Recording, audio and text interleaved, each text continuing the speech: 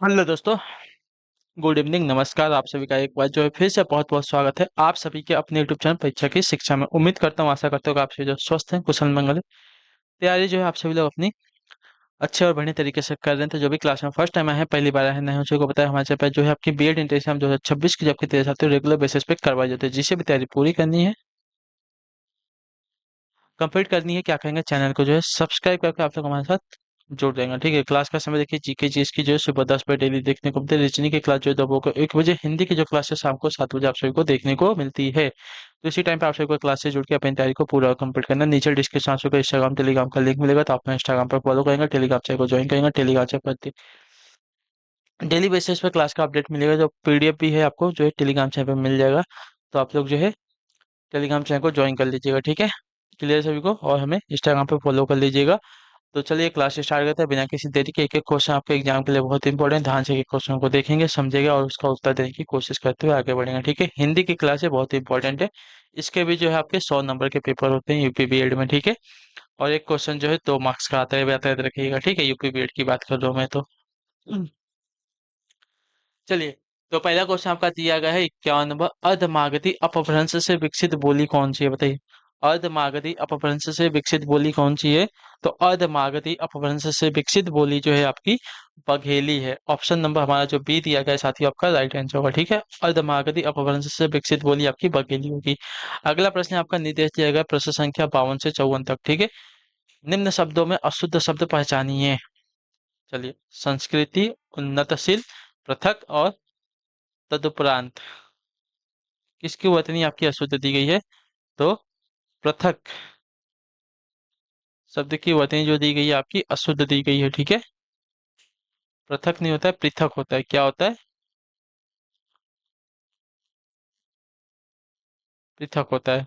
ठीक, इसका अर्थ क्या होता है? तो अलग, या तो न्यारा, या विशिष्ट, इसका अर्थ होता है। ठीक है, संस्कृति का अर्थ होता है सभ्यता, उन्नतशील प्रगति में रत, और तदुपरांत में तुरंत जो बाद होता है उसको तदुपरांत कहते हैं। ठीक है, चलिए 53 53 नंबर। औषधि, समाधि, न्यायाधीश, तिलांजलि, इसमें किसकी वर्तनी आपकी अशुद्ध दी गई है? तो यहाँ पे औषधि, औषधि की वर्तनी आपकी अशुद्ध दी गई है। ठीक है, औषधि में आपकी छोटी ई की मात्रा लगती है, बड़ी ई की नहीं। ठीक है, चलिए अगले क्वेश्चन की तरफ बढ़ेंगे। आपका है 54 नंबर प्रश्न आपके सामने आ गया। ठीक है, चलिए उत्तर दीजिए। किसकी वर्तनी आपकी अशुद्ध दी है? घनिष्ठ है, दृश्य है, अलौकिक है और शीर्षक है। अलौकिक दिएगा, अलौकिक होता है, क्या होता है? अलौकिक। ठीक है, अलौकिक होता है,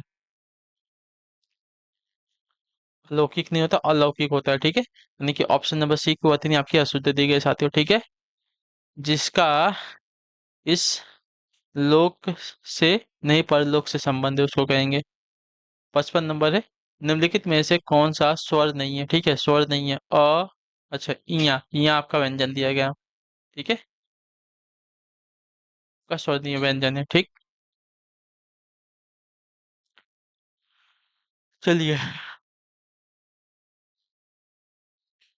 56 नंबर क्वेश्चन, इनमें से कौन सा आपका संयुक्त व्यंजन नहीं है? चलिए, हिंदी की क्लास बहुत ही देखिए इजी क्वेश्चन तो आते हैं, लेकिन कभी कभी आपके हार्ड क्वेश्चन भी आपके पूछे जाते हैं, याद रखिएगा। ठीक है, इनमें से संयुक्त व्यंजन कौन सा? तो संयुक्त व्यंजन की अगर बात की जाएगी तो देखिए, संयुक्त व्यंजन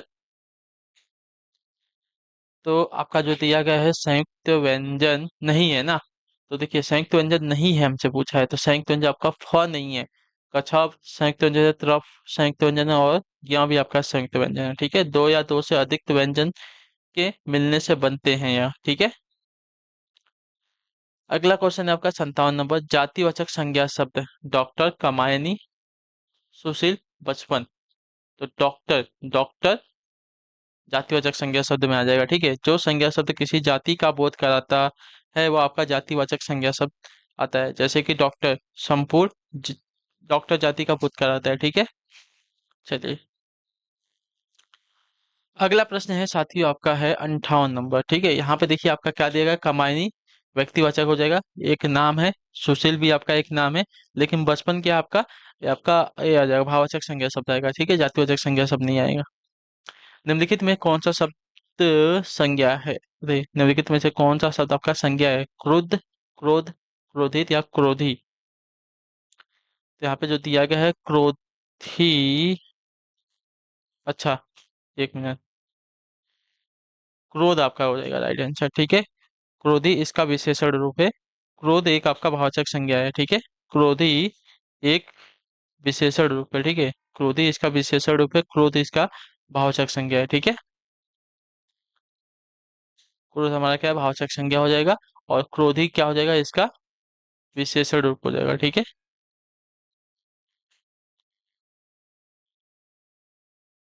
चलिए, 59 नंबर, हथियाना में कौन सी क्रिया है? तो हथियाना में आपकी हो जाएगी साथियों नाम धातु क्रिया, ठीक है। ऑप्शन नंबर हमारा डी राइट होगा, हथियाना नाम धातु क्रिया। जो क्रिया संज्ञा सर्वनाम या विशेषण में प्रत्यय जोड़कर बनाई जाती है, नाम धातु क्रिया कहलाती है, ठीक है। जैसे हाथ से हथियाना, बात से बतियाना, डर से डराना, ठीक है। चलिए, अगला क्वेश्चन है साथियों आपका है 60 नंबर क्वेश्चन, उत्तर देने की कोशिश करेंगे। राइट आंसर, किस वाक्य में विशेषण संबंधी अशुद्धि नहीं है? ठीक है, तो वहाँ ज्वर की, यहाँ वहाँ ज्वर की सर्वोत्कृष्ट चिकित्सा होती है। ऑप्शन नंबर ए जो दिया गया साथियों आपका राइट आंसर होगा, ठीक है।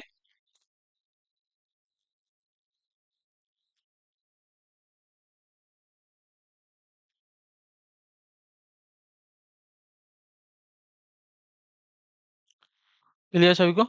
प्रस्तुत वाक्य में सर्वोत्कृष्ट शब्द जो है अर्थात विशेषण की उत्तम अवस्था का प्रयोग किया गया है यहाँ पे, ठीक है। तो यहाँ पे जो सर्वोत्कृष्ट दिया गया है क्या है, विशेषण की जो है उत्तम अवस्था का प्रयोग किया गया यहाँ पे, ठीक है। अन्य वाक्य में अगर देखा जाएगा तो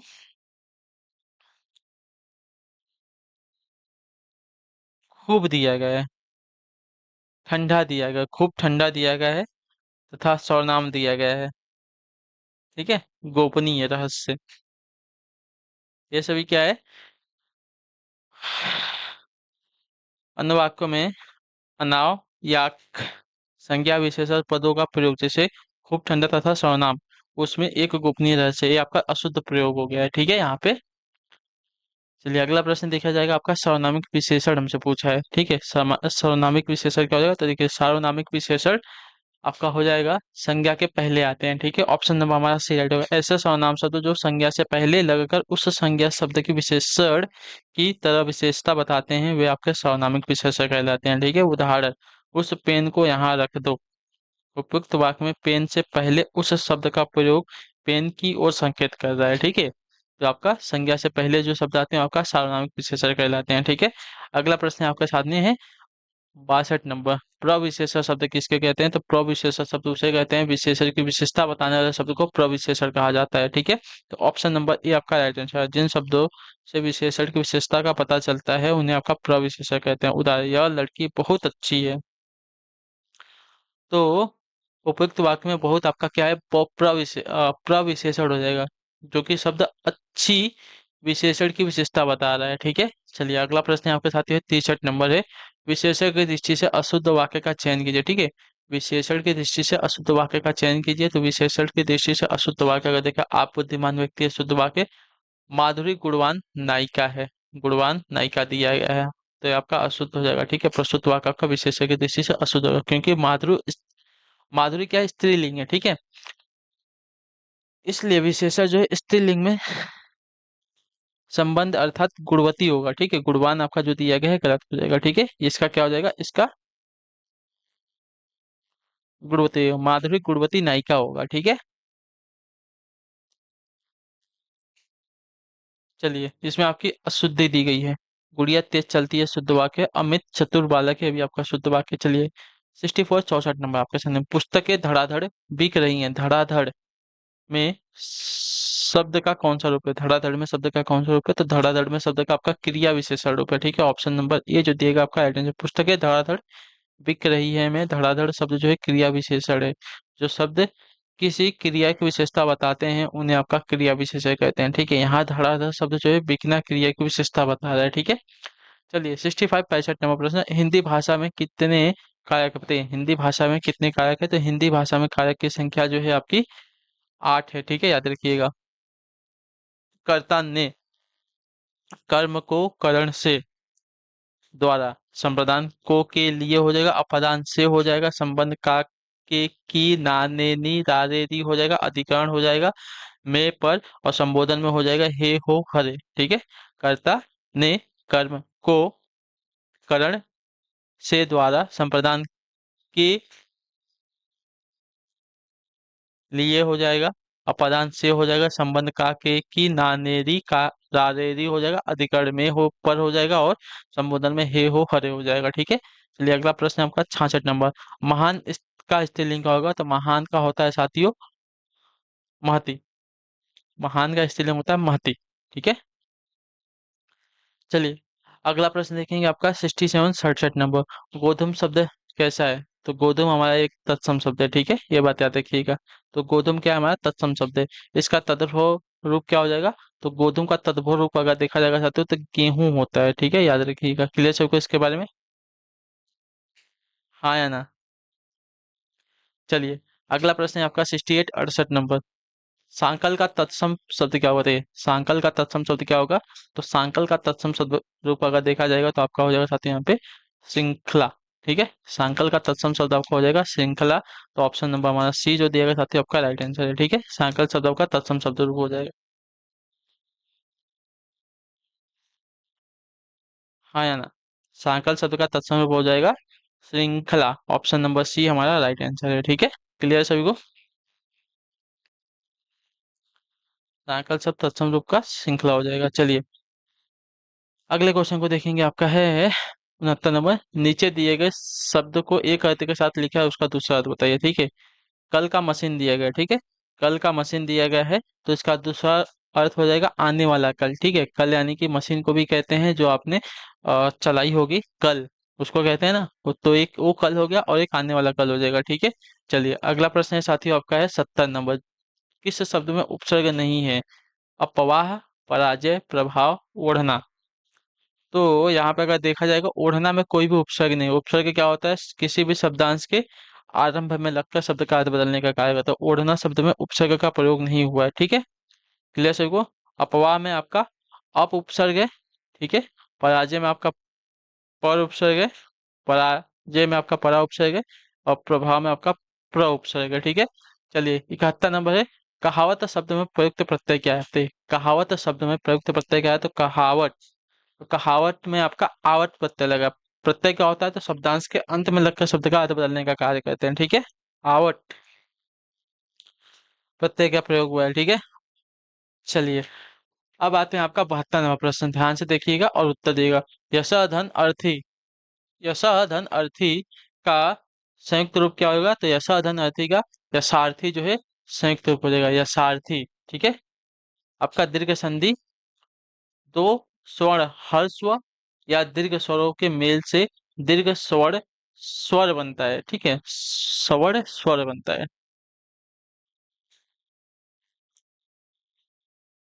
चलिए अगला प्रश्न दिया गया है 73, दो वर्णों के मेल से उनके रूपों में होने वाले परिवर्तन या विकार को क्या कहते हैं?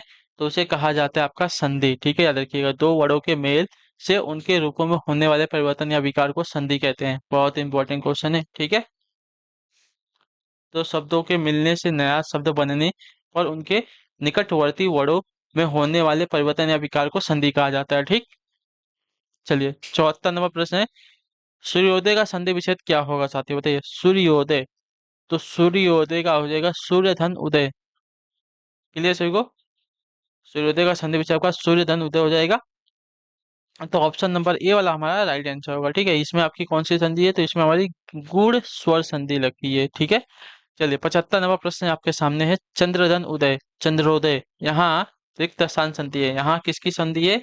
तो चंद्र उदय में आपका देखा जाएगा तो यहाँ पे भी आपका चंद्रधन उदय दिया गया, तो यहाँ पे भी आपकी गुण संधि हो जाएगी साथियों। ठीक है, जब संधि करते समय आ के साथ ऊधन क्या आ जाए? ऊधन ओ हो तो ओ बन जाता है यहाँ पे। ठीक है, तो चंद्रोदय उदय के बाद आपका ओ हुआ है, तो यहाँ पे क्या हो जाएगा साथियों, गुड़ संधि हो जाएगा। क्लियर हो गया इसके बारे में। जैसे सूर्योदय में आपका सूर्यधन उदय के बाद हुआ था।